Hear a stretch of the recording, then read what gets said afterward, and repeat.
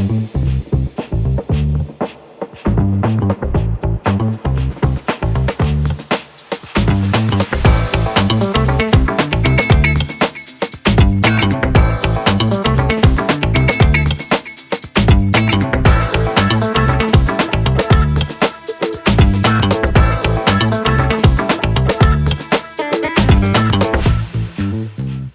morning, America. This is MT, Martin Turner, for you guys who don't know. And we're at the Urban Renaissance Center, and we're here for the Urban Ren Cast podcast.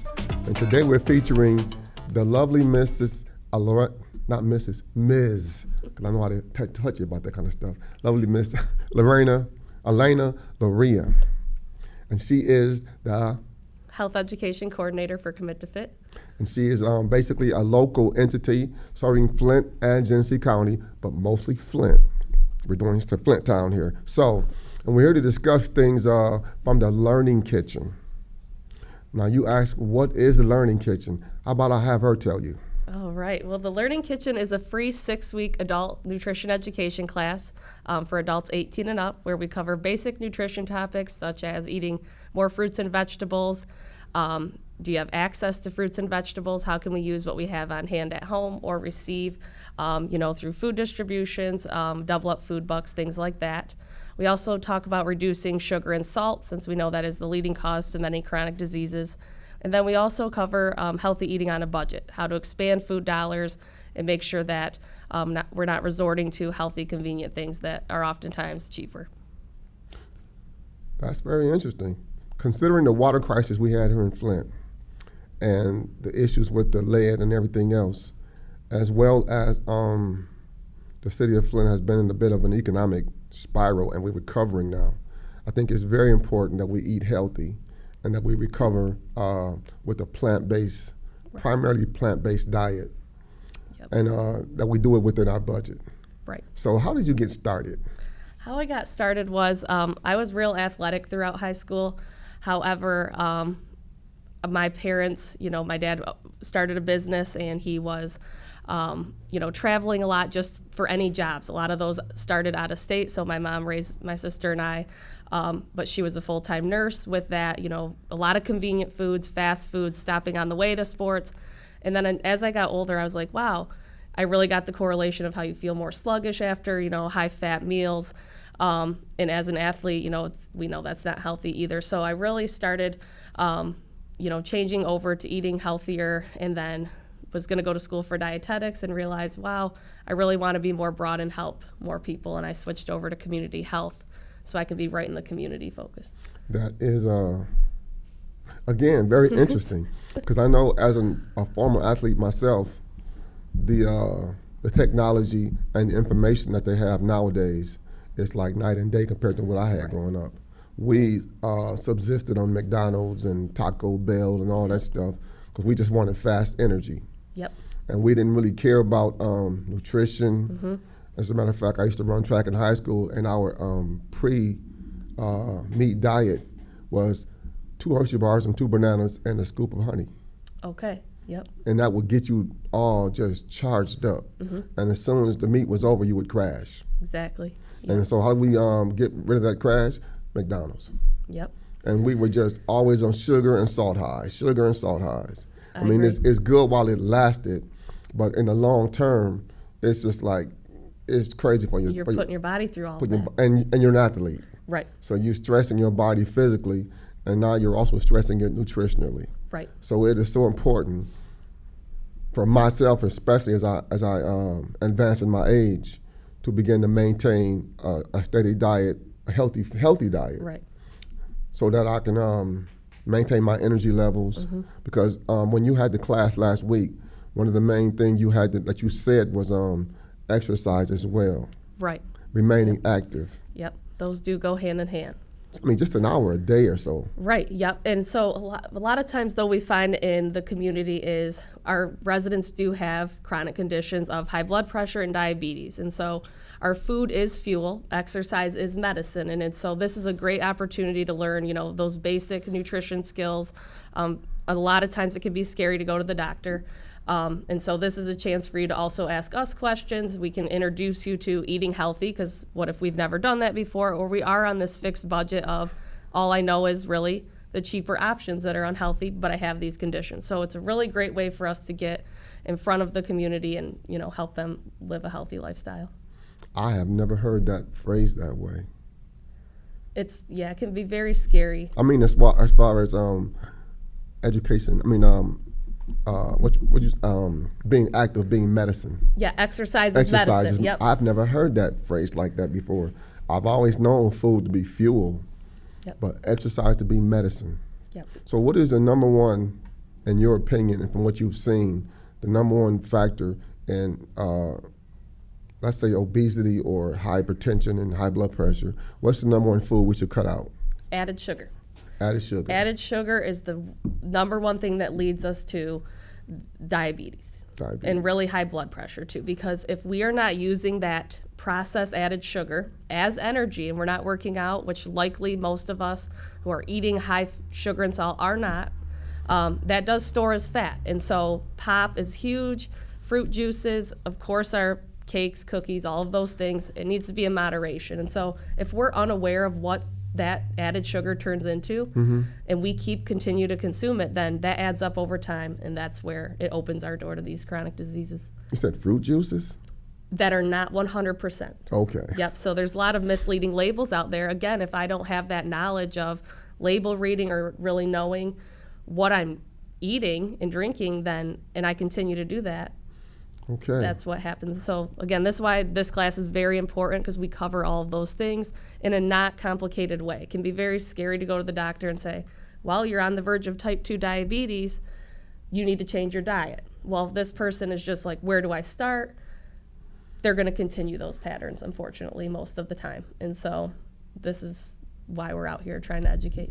We participated this year in the FINE initiative, and it was centered on largely the elderly who were pre-diabetic or I guess not that severe with their with the affliction, but they were already diabetic. Okay. And they did studies about that. And what's the number one food you recommend to abate diabetes? Really, it's just choosing the right foods. It's saying, is this natural sugar or is it added sugar? Is this made out of white and enriched, or is this more of a whole grain option that includes fiber? So what does the food do after we chew it up and eat it? How is that breaking down in the body is the number one thing we want to ask. And anything that includes added sugar could be equal to fat if we're not burning it off. Same with white and enriched. Whereas if we have natural sugar, whole wheat, we have that fiber. Again, the body recognizes it. So where do you come down with honey? Honey, I would say raw, unfiltered honey, because we want to keep those nutrients in that are directly from the bee. Versus, once it goes through a lot of processing to preserve it, things like that, we lose that nutritional value. They could be adding in sugars that we might not know, and then again, it can defeat our purpose. If I'm diabetic, now my blood sugar skyrockets. Wow. So all of these things that we're discussing here in the Learning Kitchen, the exercise, the diet, I guess what I've seen more often in the younger kids, the youth nowadays, is obesity. Yep.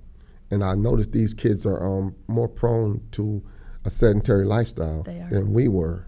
So what do you see in the future? What I see is, I think that we need to really look at it as a whole family approach, because a lot of times maybe that parent might be obese and we don't want them falling in the footsteps. So if we have the parent on board, get them educated of, this is unhealthy for your child, for you. It's going to lead them to, these chronic conditions at a young age. Really getting them involved in the kitchen. I do a family cooking class as well. Getting children to even just wash produce for you, getting them familiar, can go a long way in their health journey. But as far as right now, it is on the rise. Okay. Schools, we have reduced gym class, recess to fulfill, other requirements, math, English, or it's just the teacher shortage. So not only at home, but it's also in their environment of school too. Wow. Unfortunately. So I hadn't even considered the scholastic, factor. Because, I've been working in a lot of charities here in the last 4 to 5 years with kids. And what I have found is a lot of kids in this area don't even get a nutritious meal unless they're at school. That can be true too. And a lot Yep. of the stuff that the kids are eating at schools say nutritious, but they're also processed. Right. Yep, they're hitting the minimum guidelines that they have to. Luckily, we do have, some other partners such as the Crim Fitness Foundation that is in the Flint schools doing community gardens, doing nutrition work in the classroom as well. So that kind of helps make those healthy choices for them, meeting them where they're at. We need to meet the community where they're at as well. So what are some other resources that may be available here in the Genesee County area? Yeah, so there is also, through Commit to Fit, we also have free resource calendars. So we have a nutrition resource calendar for the month that includes food distributions.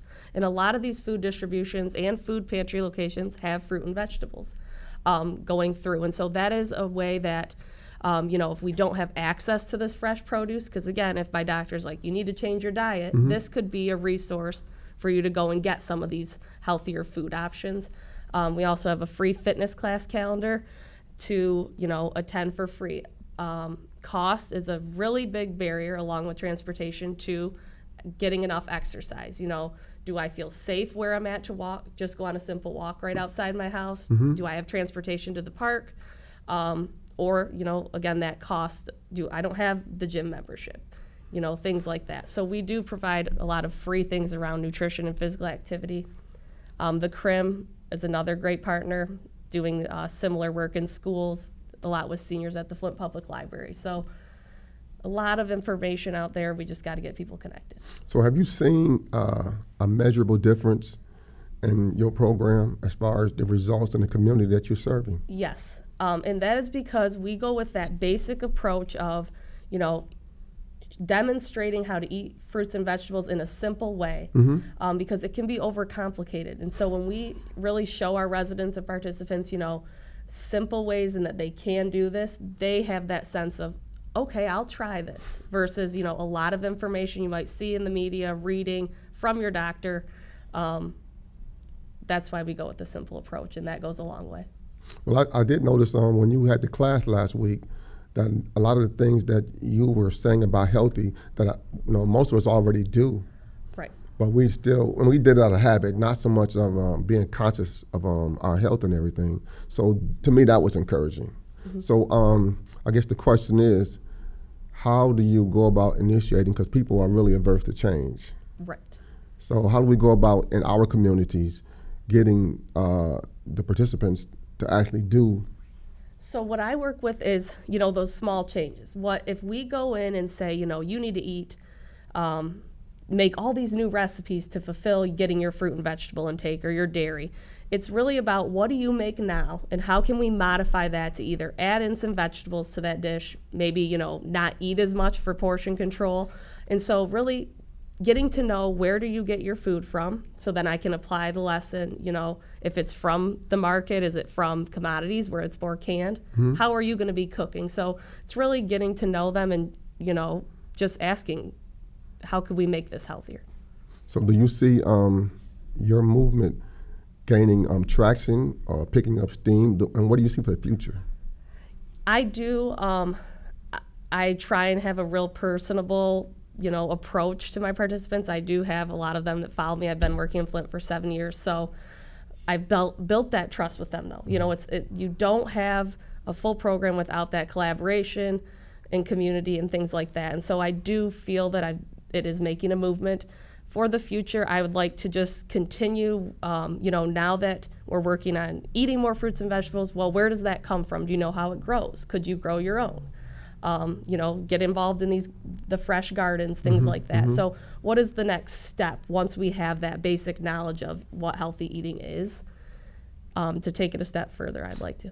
Well, we had an active garden this year Right. at the Urban Renaissance Center, and it was about 3 times better than the one we had last year. Okay, so always improving. It's constantly improving, and we have on the horizon 3.5 acres about to be developed for next season. Okay, great. So I'm encouraged, and have you got any agricultural background? I do not, unfortunately, but that's something I would be interested in learning, to help our community. Because I think that I see a marriage here with what you're doing and what we're doing, and how we can incorporate the community Right. on a corporate basis where everybody has bought into it. And I see that on the horizon. And I'm looking forward to further classes in your learning kitchen, because I'll admit I'm not a big fan of Greek yogurt. Okay. At But- least you tried it. But the honey makes a difference. Correct. And I'm going to try that with some honey and cinnamon, see if I can Yep. get it to be a little more palatable. Because I do know that, particularly with the people who are set in their ways, if it doesn't taste good, we're not going to eat it. Yep. That's you- very true. Yeah, I'm just not going to even try to mince my words. If I mean, it took me decades to even try kale. Yeah. So if it looks something that's really foreign, I'm gonna be even that much more skeptical. Correct. So Yep. I think from your class last week, as much as I thought I knew about nutrition, I knew I can always learn more. Right. Yep. And it's always that reinforcement too. Reinforcement. Like, we all fall off, the wagon and need to get back on track, we say. And so it's just, nice 6 weeks. We hold each other accountable. And as far as like you said about trying the plain Greek yogurt, that's what's nice about this class is if I've never had these ingredients before that are healthy for me, you get to try it right in class. And so we can, like you said, you'll modify it to add the cinnamon. But we're showing residents what it tastes like, being open-minded to things that they have not had before. I am looking forward to this collaboration. And I was just telling a friend this morning that I have got to get back on the wagon myself. People see We me all as do, this health nut, but I've fallen far off the wagon myself just in the past 6 months alone. And I feel it in the way I feel. Yep. So I'm looking forward to this collaboration. You got anything more to add to the? I don't. Yeah, come check it out. Okay, so you heard that here from the Urban Renaissance Center. And by the way, we're located at 2505 North Chevrolet Avenue, that's Flint, Michigan 48504. And this is the Urban Renaissance Center. And if you want to come here and discuss some of the things here, hopefully you can join her class. We got one coming up 10 a.m. next Tuesday. And it's still not too late to join. I would encourage you to come and bring a friend or friends, Yeah. because this collaboration here is so critical because of the, for one thing, the water crisis and the lead, so-called lead thing or whatever you want to call it. I'm not saying so-called because it does exist, but I think just Flint, that we need to revamp our health, Right. our approach to health. Yep. We need to revamp our diets and our attitudes and so on and so on. And I'm thinking that this is a definite step in the right direction. So I'm looking forward to working with you and getting some more healthy diet tips and some more food that I've looked at, seen, but not really been willing to taste. Yep. Oh, I understand that. You'll come to the right place. Okay, so I'm gonna take it in baby steps though. I'm not gonna do any radical change. I'm going baby steps. And that's the whole part. We want to build that lifestyle. And that's the whole thing, people. This is a lifestyle we're talking here. This is not some fad crash diet Right. where you're going to see instantaneous results. If you're expecting that, then you're going to be disappointed, because this is a lifestyle change. We got in this hole by digging little small scoops. Right. We got to get out the same way. Yep. And so, Elena, it was a pleasure having you here, and we hope to have you back on the podcast at the end of this session, Yeah.